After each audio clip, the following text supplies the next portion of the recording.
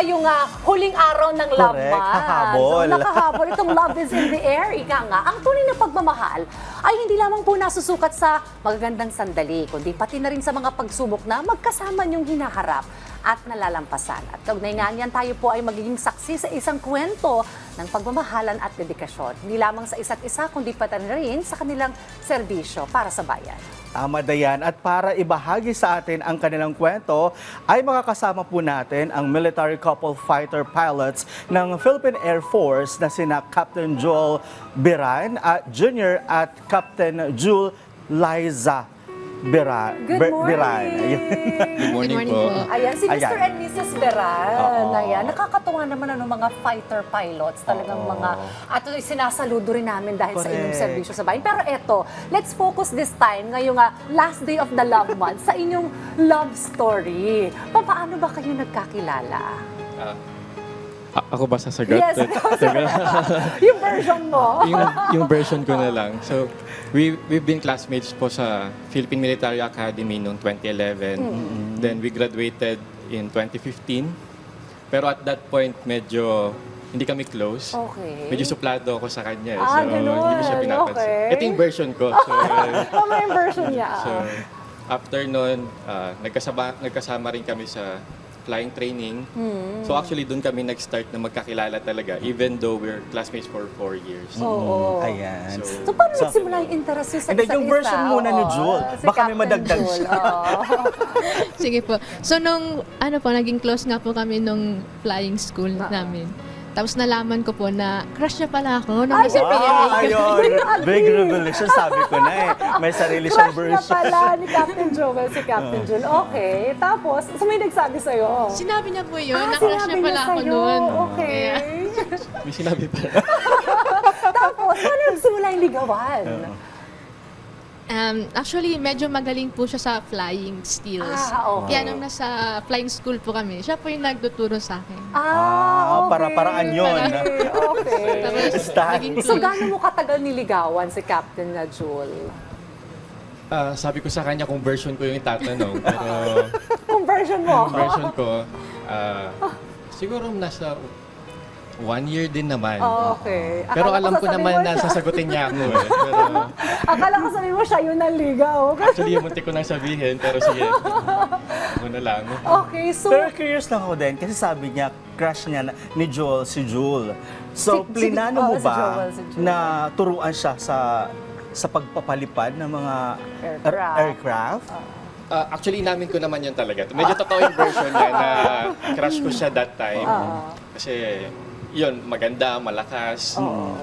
Nakita ko lang na medyo kailangan niya ng tulong sa flight training. So, medyo nagkaroon ako ng opportunity na Diba? yun lang yung start. So, naging mas close kayo noon, nung tinuturuan mo siya during that time. Alright, and now you are blessed with a 2-year-old na anak, si Eloida. Nakakatuwa naman. So, paano yung schedule nyo? Kasi hindi biro ang maging fighter pilot. Baka ma-deploy kayo anytime. So, paano nyo nababalansa yung trabaho ninyo and also yung responsibility nyo as a wife and a husband and of course, as a parent? Nung una po kasi talaga, medyo mahirap po sa part ko kasi advocate po ako ng breastfeeding tsaka yung healthy diet po para sa baby. So, bali nilulutuan ko po siya ng food noon nung time na yun.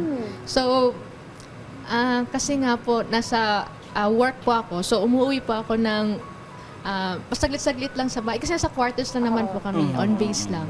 Para lang makapagluto ng pagkain, then balik po sa work. Okay, nilulutuan mo lagi si Opo. Captain Joel. Pag- Nakakatuwa naman. Okay. Opo, pag wala po masyadong ginagawa sa office, so alis muna ako. Then balik naman po ako, tapos na po akong magluto ng pagkain. Nakakatuwa naman, Kaya- Talagang you always make Opo. time, At pinagluluto mo pa siya. Ikaw naman, Captain Joel. Actually, mahirap talaga. Yung sa time, talaga, sa buong araw, magkita lang kami in the morning. Next time namin magkita, sometimes on lunchtime. Oo. Pero usually ngayon, gabi na ulit kami magkikita. Magpe-prepare na lang for tomorrow's work, matutulog na, then another work na naman for tomorrow.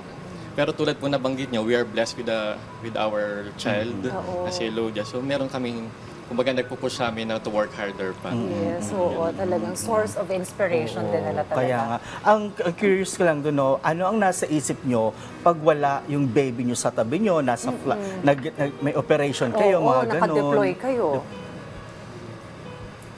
Opo. So, pag nasa flight po kami, airborne, actually, yung checklist ko po, may picture po ng baby ko. Eh. Oo. Para palagi po namin maisip na dapat safety kami palagi. yes. Palagi namin isipin na dapat makapagbalik kami on base. Kasi mayroong naghihintay po sa amin. Yes, oo, tama naman yun, ano. At saka, syempre, bit-bit natin lagi ang dasal, ano, Correct. every time we are on, naka-duty tayo. Pero I wanna know anong message nyo sa isa't isa. Syempre, ngayong love month, we wanna know ano yung gusto nyong sabihin. Ayan. Ikaw muna, Captain Joel, to Captain Joel. Ngayong love month, actually birth month ko din naman. okay. So, Happy this is birthday. very, basta message ko lang is, let's continue to work hard. We know that we are doing this for each other and for our family. So, we are blessed. We know that we are already very thankful sa blessings ni Lord. So, we just continue to love each other.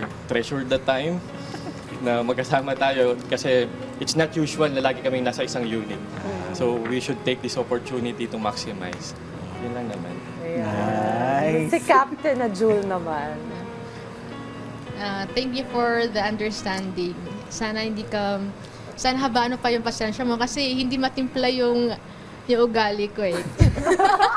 So yung pasensya at yung pag-uunawa mo, sana hindi magbabago. Ayan. Kundi lalo mo pang lawakan. Nakakakilig, Ayaw nga ano. eh. Gusto ko sana mag-request ng kiss.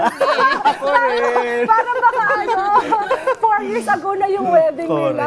I mean, Correct, dapat oo. gusto ko magpatunog ng glass. But thank you for sharing your love story. And syempre, kami ay saludo sa inyong pagsisilbi sa bayan. Alam mo yun, yung parang ano nila eh, yung parang isa ring goal nila yun, yung makapaglingkod sa bayan. At syempre, yung pagmamahal nila sa kanilang pamilya at anak. Thank you very Thank you. much. Thank you very much for sharing your story. Nakasama po natin si Captain Joel Beran Jr. at Captain Jewel Liza Beran. Thank you.